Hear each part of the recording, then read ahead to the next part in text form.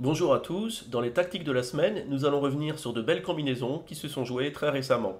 Nous commencerons par les plus faciles et terminerons par des positions plus complexes.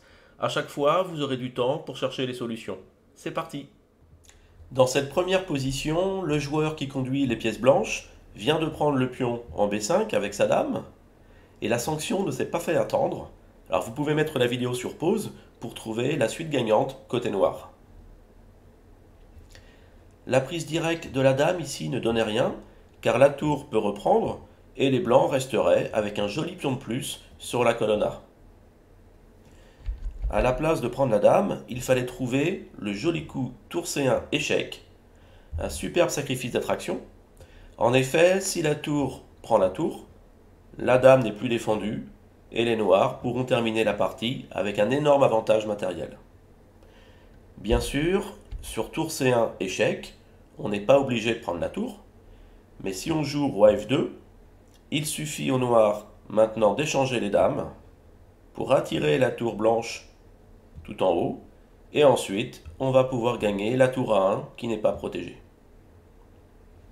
Alors passons à la deuxième position de la semaine. Les noirs viennent de jouer tour H8. Alors il n'est pas très difficile de remarquer que les blancs ont une position écrasante, malgré l'égalité matérielle. En effet, le roi noir est vraiment au plus mal, avec son roc très affaibli. Il y a ses pions G et H qui sont bien avancés, et il n'y a que la tour qui participe à sa défense. Côté blanc, nous avons des pièces très actives. La dame et la tour sont très menaçantes sur les colonnes G et H, et il y a aussi le pion F6 qui est bien ancré dans la position adverse, qui contrôle la case G7.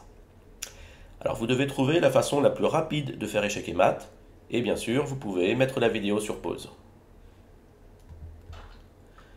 On peut voir que la dame rêve de venir en G7, soutenue par le pion F6, pour faire un baiser de la mort.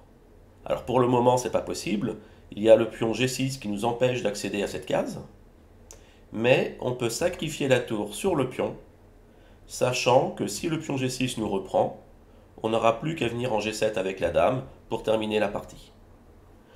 En voyant cela, Denis Scaps a reculé son roi plutôt que de prendre la tour. Il est venu en G8.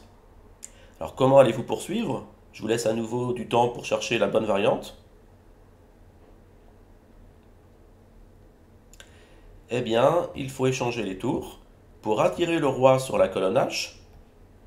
Et ensuite, la dame pourra venir faire un échec en H6.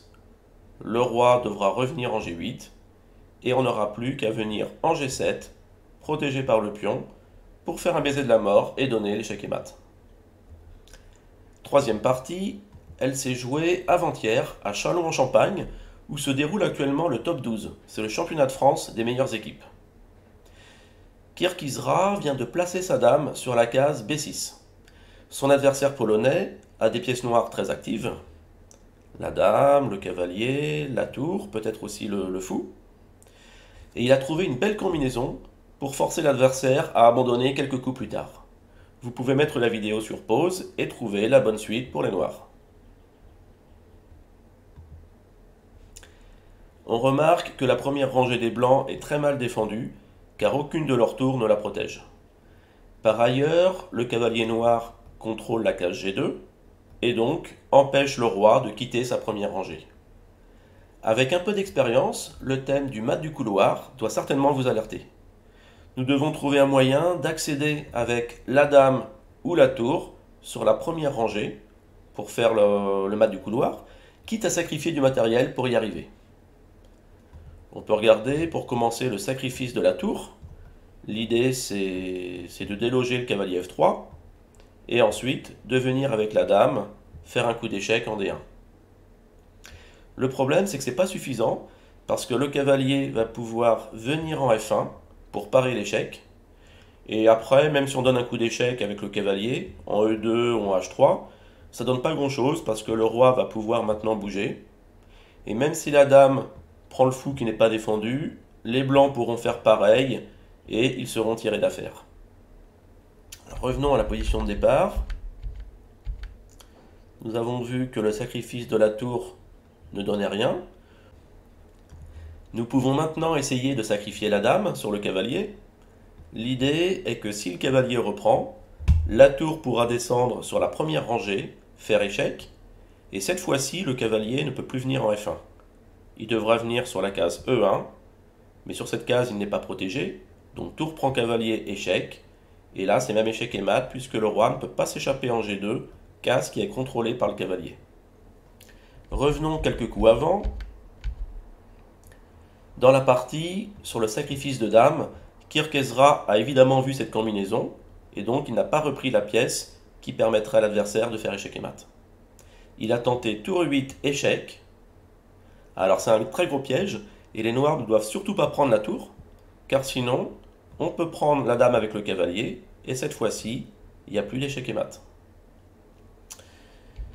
Dans la partie, les noirs ont évidemment joué précis, ils n'ont pas pris la tour, mais ils ont joué fou F8, et après tour prend fou, échec, ils ont repris avec le roi, et après dame C5, échec, roi G8, les blancs ont dû abandonner la partie car le cavalier ne peut toujours pas prendre la dame à cause du mat du couloir.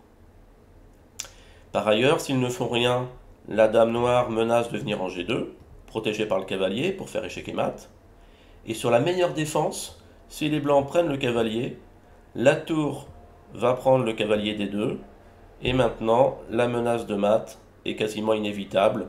Les blancs seraient obligés de mettre la dame sur la colonne, mais elle se ferait capturer et les blancs auraient un très gros déficit matériel pour finir la partie. Pour terminer cet épisode, voici une position qui s'est jouée dans la partie entre Hugo Caillé et Axel Delorme. Les blancs ont actuellement un pion de plus, mais ils doivent rester vigilants car leur dame est attaquée par le fou et les pièces noires sont quand même assez actives. Le meilleur coup dans la position était dame 2 pour sauver la dame tout en laissant l'adversaire avec de grosses difficultés. On menace de faire fou prend cavalier et ensuite de gagner le fou qui n'est pas assez protégé. Et si le fou s'en va, par exemple en C4, on peut échanger les tours, ensuite manger le pion H5 avec une position clairement gagnante car on a 2 pions de plus et le roi noir n'a plus aucun pion pour assurer sa défense. Au lieu de jouer dame 2, dans la partie, Hugo a fait tour prend D5 pour échanger quelques pièces. Il espérait sans doute la reprise du cavalier et après cavalier prend cavalier, obtenir une position complètement gagnante avec ses 2 pièces mineures plus le pion contre une tour. Mais sur tour prend D5, Axel n'est pas obligé de reprendre la pièce. Il en a profité pour placer une belle combinaison. Vous pouvez mettre la vidéo sur pause pour trouver le meilleur coup. Il a joué dame à 1 échec pour profiter de la première rangée très mal défendue. Et après roi H2, il a continué par cavalier F1 échec, forçant l'abandon de son adversaire. En effet, on a le tandem dame plus cavalier qui est terrible contre un roi mal protégé. Donc le roi blanc doit reculer soit en G1, soit en H1. Sur roi G1, il y a cavalier G3, double échec par le cavalier et par la dame. Ça oblige le roi à revenir en H2, mais après dame H1, c'est échec et mat par le baiser de la mort. Et on voit que la dame, donc, elle est protégée par le cavalier, et le cavalier ne peut pas être pris à cause du pion. Alors revenons à la position après cavalier F1 échec. Le roi n'est pas obligé de venir en H1, il peut aussi venir en G1, et dans ces cas-là, la variante de mat va être un peu plus longue.